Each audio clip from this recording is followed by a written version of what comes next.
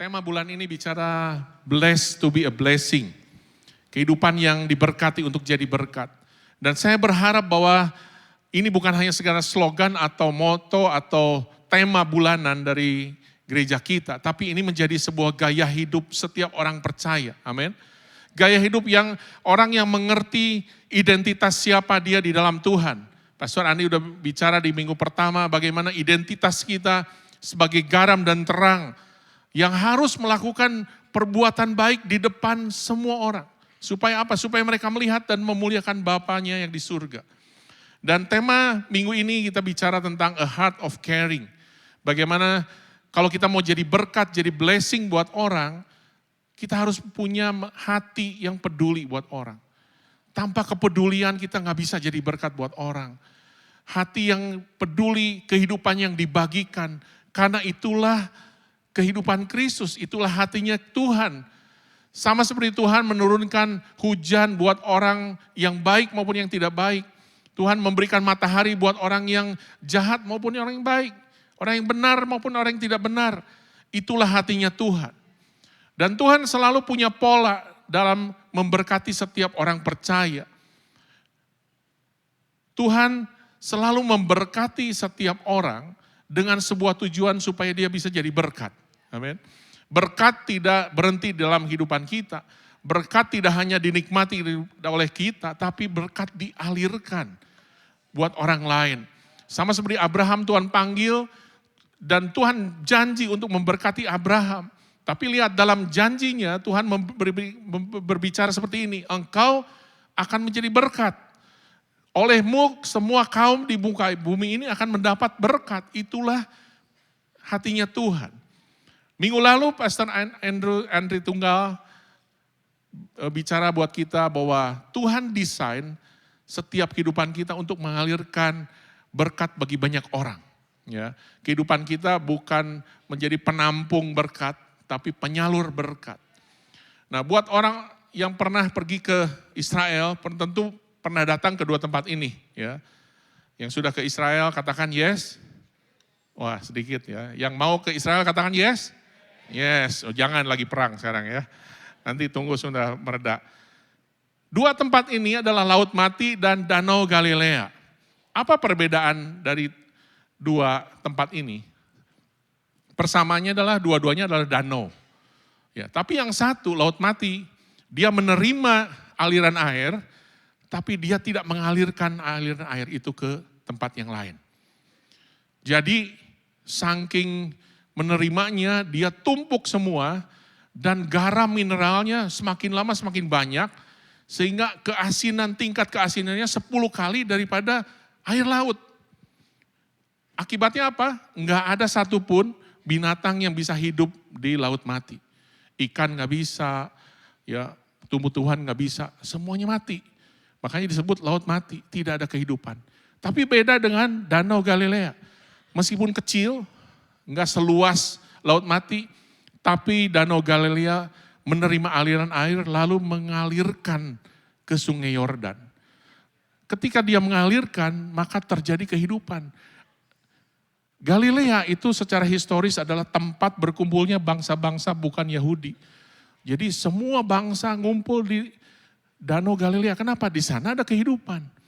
Di sana bisa menjadi sumber air buat bangsa Israel. Sampai hari ini beribu-ribu tahun, danau itu menghidupi banyak orang untuk bisa diminum. Bukan hanya itu, dia mengalirkan untuk irigasi pertanian. Kita tahu ya, pertanian daripada Israel itu luar biasa sekali. Ya, buah-buahannya, saya lihat stroberi itu bisa sebesar kepalan tangan saya. Dan manis sekali. Itulah karena ada sebuah danau yang mengalirkan kehidupan. Dan juga ikan. Ya, kalau ke sana pasti makan ikan Petrus disebutnya ya. Bukan nama ikannya Petrus, tapi dulu Petrus pernah di situ dan pernah mujizat dapat ikan.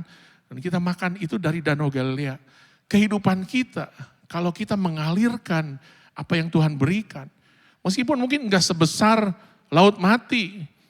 Mungkin kita hanya kecil, tapi mengalirkan kehidupan, maka kita akan menjadi berkat buat banyak orang. Itulah kehidupan kita. Nah, Apa arti gereja buat kita? Kalau Pastor Andi di minggu pertama bicara tentang aku adalah siapa, identitas kita. Nah sekarang kita bicara apa arti gereja buat kita. Banyak orang punya konsep gereja hanya tempat ibadah.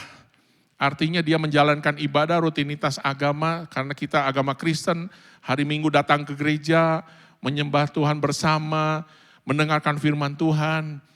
Ya, dan itulah aktivitas rutinitas kita datang ke gereja sebagai tempat ibadah. Ada orang berpikir gereja adalah organisasi keagamaan.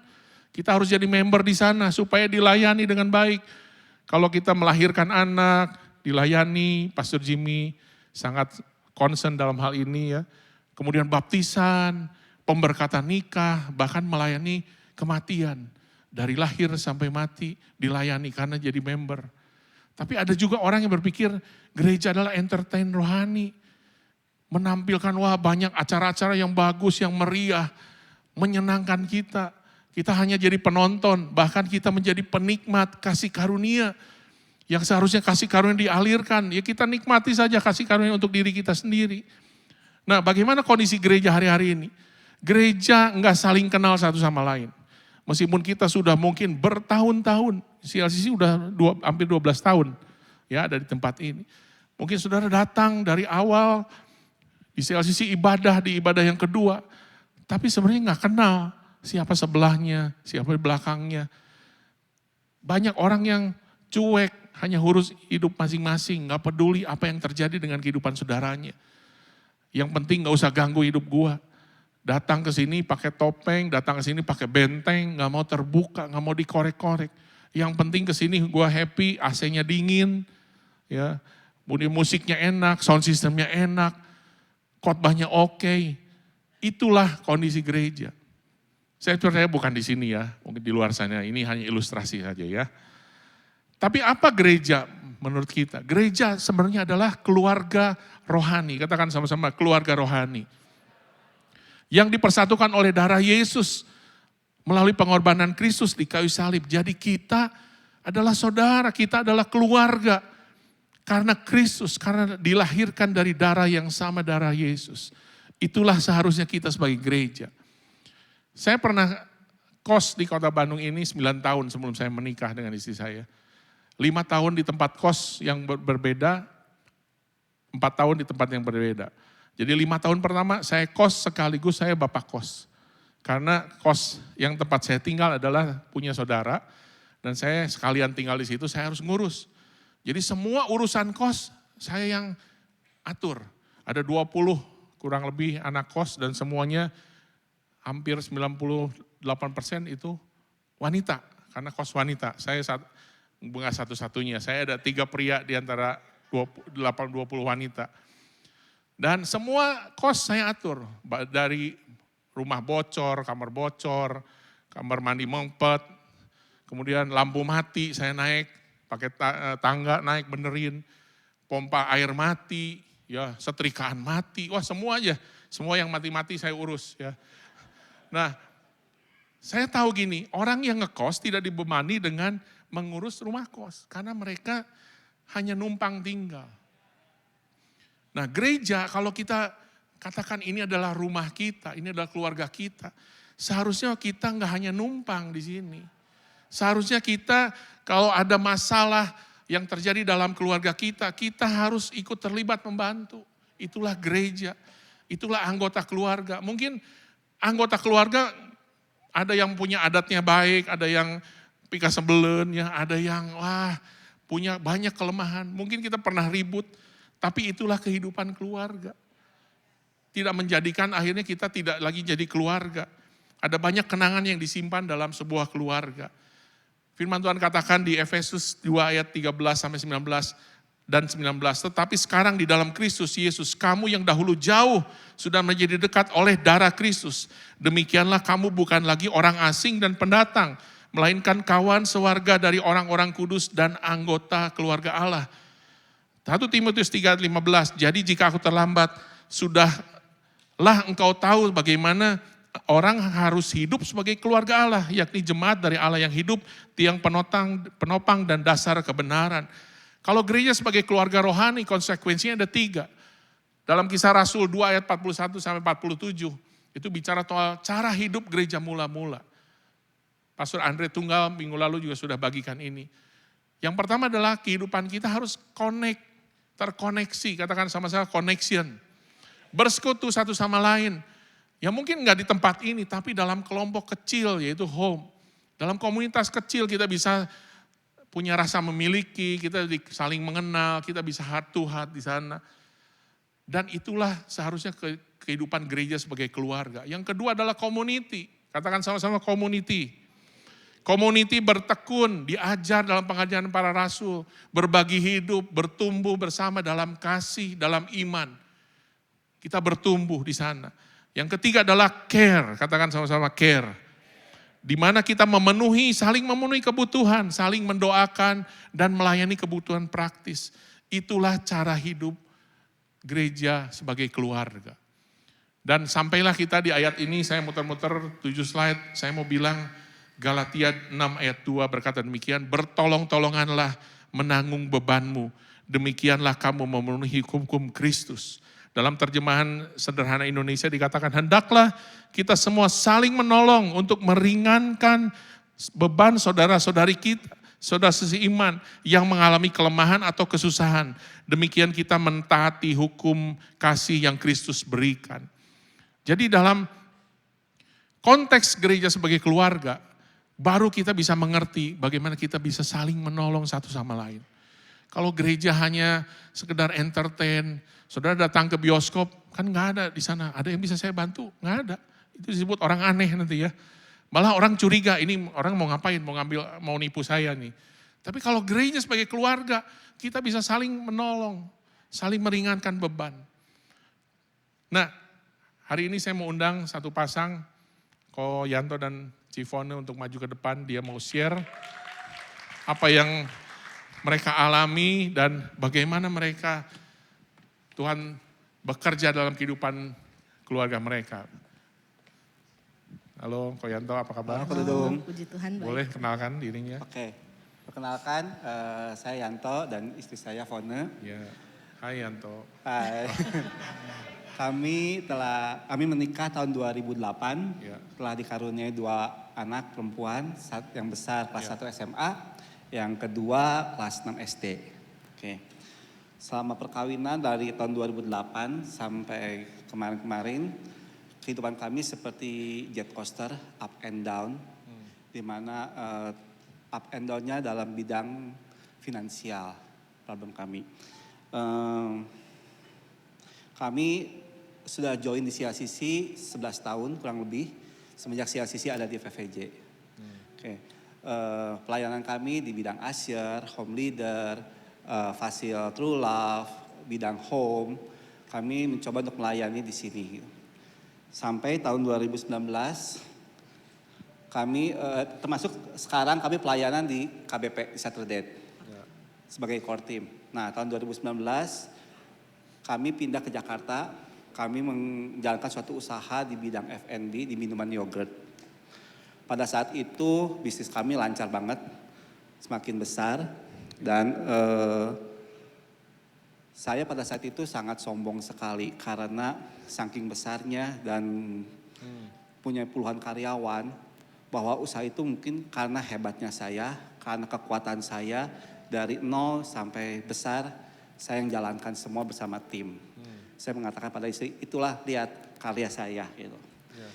Pada saat itu tahun 2020 terjadi COVID di Indonesia maupun di dunia. Kalian mungkin teman-teman tahu semua bahwa masa COVID masa yang paling berat. Yeah. Tahun 2003 awal usaha kami hancur. Dalam tanda kutip kita bangkrut. Aset kami yang kami miliki, rumah, harta, mobil, tabungan dan lain-lain, kami jual semua untuk menutupi semua kerugian pada supplier, bayar pesangon karyawan, membayar penalti yang harus kami bayar pada mall. Pada saat itu saya down dan kami tahun 2023 pertengahan kami balik ke Bandung mencoba untuk mencoba hidup baru di Bandung, memulai dari nol lagi. Gitu. Tapi dalam 1 tahun perjalanan, income saya pribadi untuk memenuhi kebutuhan keluarga, kebutuhan istri, kebutuhan anak-anak sangat sulit. Saya jujur marah. Walaupun pada saat itu saya masih tetap jadi home leader, tapi hati saya, kerohanian saya sangat kering. Saya marah, saya kecewa sama Tuhan. Kok begini banget hidup saya gitu. Setelah kami balik ke Bandung tahun 2024, setelah hampir setahunan Yanto nggak ada income tetap, akhirnya kita memutuskan untuk joinan dengan satu teman untuk buka F&B. Karena semua dana kan udah habis ya, dananya udah habis untuk menutup kerugian yang kemarin, jadi kami akhirnya meminjam uang ke bank dengan mengagunkan rumah. Tapi karena satu dan lain hal akhirnya usaha itu kami mengundurkan diri dari usaha itu. Mengundurkan diri dari usaha itu dan membuat keadaan kami jadi makin terpuruk ya. Keadaan ekonomi kami makin terpuruk. Jujur di awal tahun 2025 itu benar-benar titik terendah dalam hidup kami. Itu tuh benar-benar sulit banget buat kami hidup. Debt collector mengejar kami karena kami nggak bisa bayar utang bank. Terus utang kartu kredit menumpuk dan dikejar juga karena untuk kehidupan sehari-hari waktu itu mau nggak mau kami pakai kartu kredit. Terus kan anak-anak juga tetap harus sekolah, masuk sekolah. Dan kami juga tetap membiayai dan merawat papa mertua. Dalam kondisi seperti itu tetap Iya, kami tetap membiayai papa, ya? dan merawat papa karena papa mertua stroke. Ya. Jadi waktu itu tuh keadaan kami benar-benar nggak mudah gitu ya. Ya. Dan waktu itu tuh saya lihat struggle-nya, saya sebagai istri lihat struggle-nya Yanto benar-benar berat. Dan lihat bagaimana prosesnya Tuhan mau menghancurkan ego dan kesombongan dia. Gitu. Tapi waktu itu saya sebagai istri, saya bilang sama Yanto, saya tetap support dia. Apapun yang terjadi, kita sebagai satu keluarga, kita akhirnya memutuskan punya satu kesatuan hati. Kita akan tetap jalan ini bersama-sama dan tetap bersyukur sama Tuhan. Karena kebaikan Tuhan itu gak tergantung dari keadaannya kita. Gitu. Dan waktu itu kami tetap melayani jadi home leader dan juga core team CLCC Saturday. Kami selalu terbuka sama anggota home kami, selalu sharing gitu dan selalu terbuka. Kami gak pernah meminta apapun sih, tapi banyak di antara anggota home yang tiba-tiba datang ke rumah, tiba-tiba ngirimin makanan, tiba-tiba ngirimin ini itu vitamin. Nggak minta ya?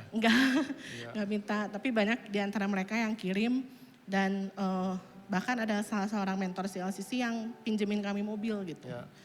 Jadi saya percaya itu pasti pekerjaannya Tuhan gitu, lewat mereka gitu dan kita bersyukur banget untuk mereka.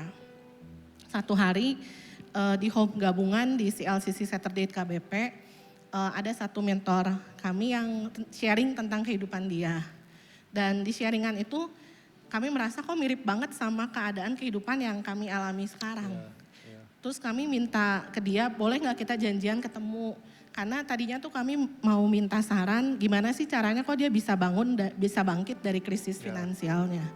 Tanpa disangka waktu itu pas lagi ketemuan ada 3 orang mentor CLCC Saturday yang di KBP. Mereka mendengarkan cerita kami, terus gak disangka-sangka mereka berinisiatif untuk membiayai kehidupan kami 6 bulan ke depannya. Mereka membantu kami sampai kami bisa mandiri. Dan bukan hanya membantu secara materi, tapi kami diajarkan gimana pengelolaan keuangan yang baik. Gimana mengelola finansial sesuai dengan prinsip biblical. Dan mereka juga mengajarkan satu mindset, kalau kita tuh bukan owner, apapun yang kita punya itu bukan milik kita, itu tuh miliknya Tuhan. Kita tuh cuman steward gitu. Dan apa yang kita punya harus kita salurkan lagi sebagai berkat buat orang lain. Gitu. Terus sampai mereka bukan hanya di situ, mereka juga memikirkan alternatif usaha apa yang bisa kami jalani di keadaan kami yang waktu itu. Jadi we are so grateful for them. Singkat cerita, hari ini utang kami ke bank udah selesai, Wow. udah lunas. Yes. Dan kartu kredit juga semuanya udah lunas. Yes. Dan Yanto udah punya pekerjaan tetap selain usaha dia di bidang logam. Terus sekarang dia juga melatih basket dan kami ada 2 usaha kecil yang kami jalani dari nol. Dari proses ketika terpuruk itu ada usaha. Iya, dari yang proses yang terpuruk itu, yang salah satunya juga usul yang dari mentor kami itu, kami menjalankan usaha cuci mobil di daerah kami itu di KBP. Wow, Jadi cuci kita ada mobil khusus KBP? Iya. Oh maaf ya, jadi yang hanya di KBP yang Jadi boleh. cuci mobil keliling gitu, tapi Oke. khusus KBP. Iya. Puji Tuhan sampai sekarang udah banyak loyal customer yang langganan. Yes, Terus banyak yang support. ya, terus yang kedua itu kami ada usaha namanya Kairos Bakery. Kami juga mendapatkan nama ini dari Tuhan. Kairos ini artinya in His time, in His perfect moment. Yes, yes. Dan ya, Tuhan tuh udah kasih Yanto banyak talenta. Salah satunya adalah dia bikin roti. Passion dia tuh di F&B.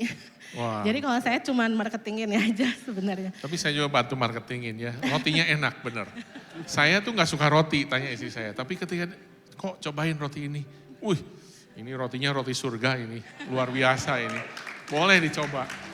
Tapi katanya antri ya ordernya ya. Oh iya, nah itu saya juga bingung ya, maksudnya saya ngerasa kayaknya bukan saya yang marketing tapi Tuhan yang marketing. Iya, iya. Soalnya tiap kali buka PO itu puji Tuhan so far semua full terus, full slot. Dan Kan nambah lagi itu ya oven. akhirnya kami nambah kapasitas, nambah Ya. oven, nambah mixer. Kami percaya semuanya itu cuman karena kebaikannya Tuhan. Dan dari usaha itu apapun berkat yang kami punya itu bukan punya kami. Ya. Yes, yes, Ya itu punyanya Tuhan dan berkatnya harus disalurkan lagi ke orang lain. yes. Walau perjalanan kami belum selesai tapi banyak banget proses yang kami tangkap. Ya. Yang Tuhan ajarin mulai dari menghancurkan ego, penundukan diri, kesatuan hati sebagai suami istri, stewardship dan bukan ownership. Kami lihat ada satu benang merah dari proses yang pertama kita jalani dari menikah sampai sekarang. Iya. Itu tuh Tuhan pengen ada satu perubahan mindset dan pembentukan karakter. Ya. Supaya kita makin serupa sama Tuhan Ya. dan menempel sama Tuhan. Dan ujungnya itu serupa sama Tuhan tuh bukan buat diri kita sendiri. Tapi supaya kita juga bisa jadi berkat buat orang lain. Amin. Yes. Dan semua ini kita nggak mungkin bisa di sini tanpa Tuhan dan tanpa orang-orang yang komunitas yang membantu kami. Banyak banget yang membantu kami, nggak bisa kami sebutin satu persatu. Dari anak home, dari mentor, mungkin banyak juga yang di sini. Ya. Kami melihat kasih Tuhan lewat mereka. Jadi we see Christ in them. Kami nggak tahu saat ini saudara lagi ada dalam posisi seperti apa. Mungkin ada yang mengalami kayak yang kita alami kemarin. Jangan menyerah, percaya kalau Tuhan itu selalu sayang sama kita. Yes. Dan jangan takut untuk terbuka sama komunitas, tapi komunitas yang benar, komunitas yang baik. Ya. Dan kalau misalnya kita adalah anggota home atau home leader atau home mentor sekarang ini, coba untuk peduli dan membantu sesama. Karena kita nggak pernah tahu mungkin di sekeliling kita ada orang yang perlu dibantu gitu. Dan harusnya karena gereja adalah keluarga dan gereja harusnya jadi safe place.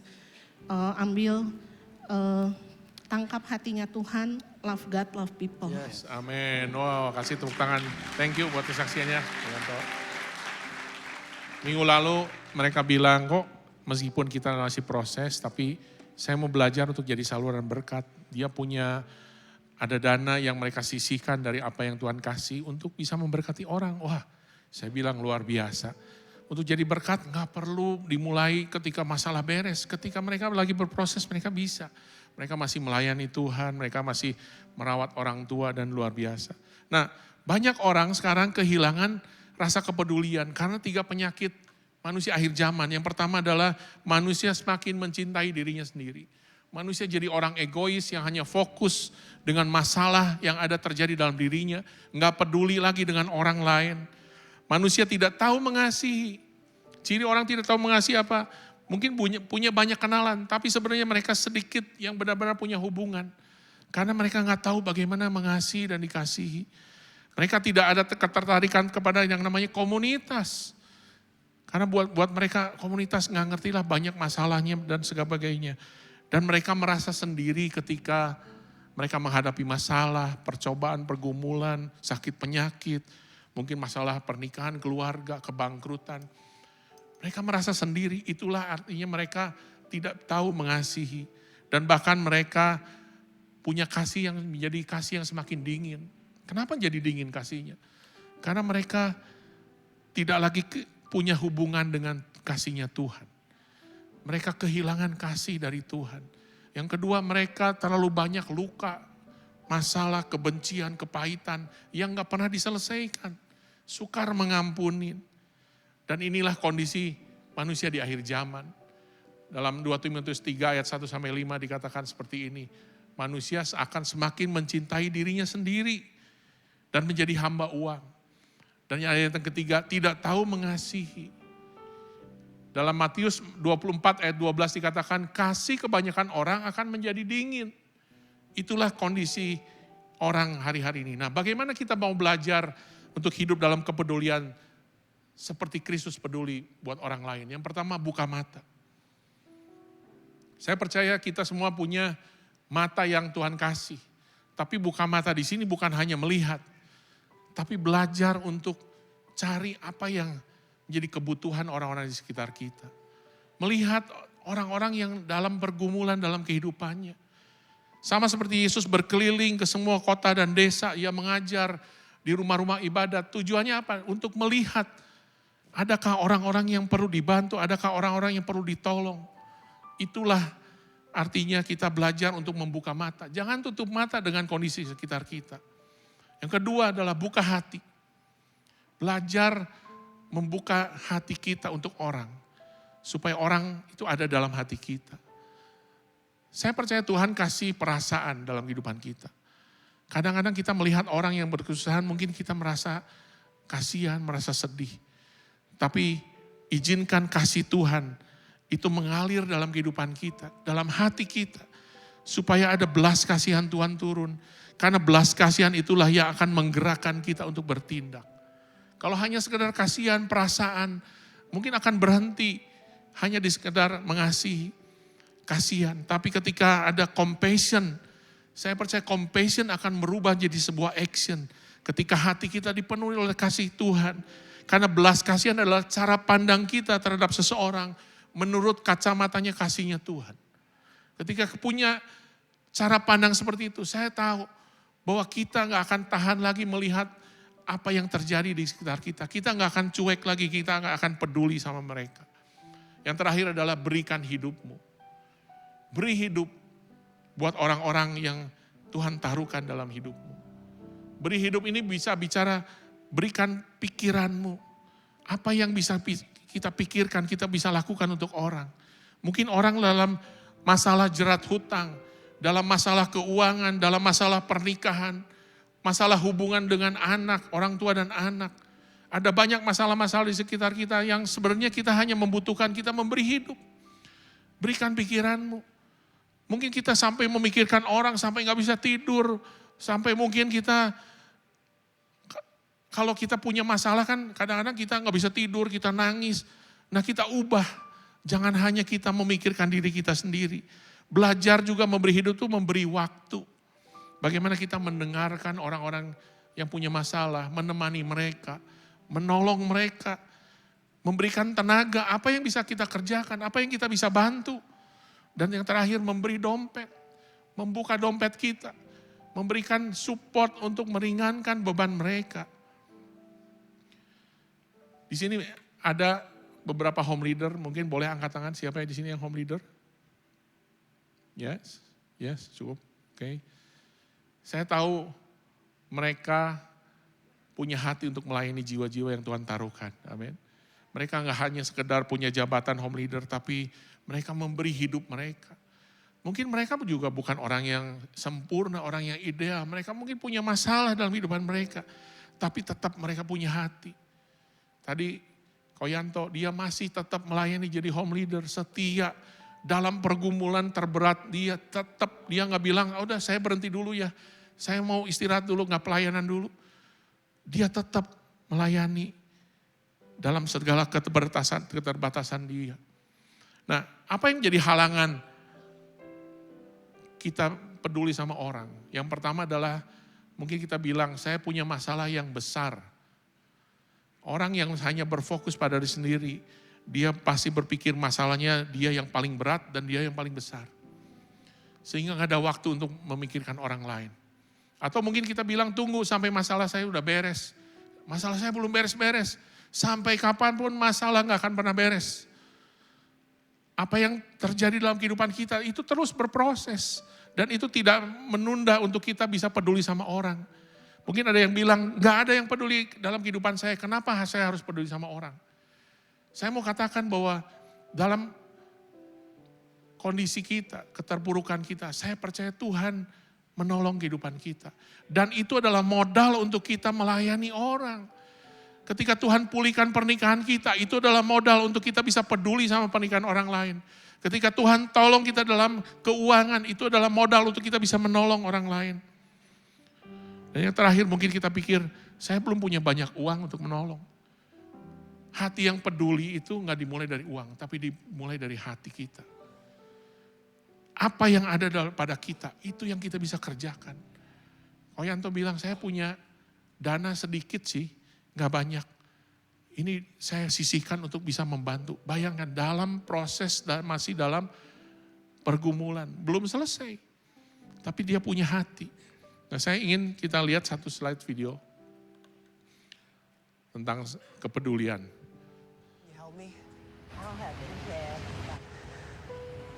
Have a good day. Can you help me? Can you help me? Yeah, well, I got way too often. All right, thank you. Here, I only have $4. I'ma split it. I'ma give you 2. Why are you gonna give me? You said you needed some money. Why you sitting out here? It's cold. I think my ankle's broken. I just wanted help to sit up here.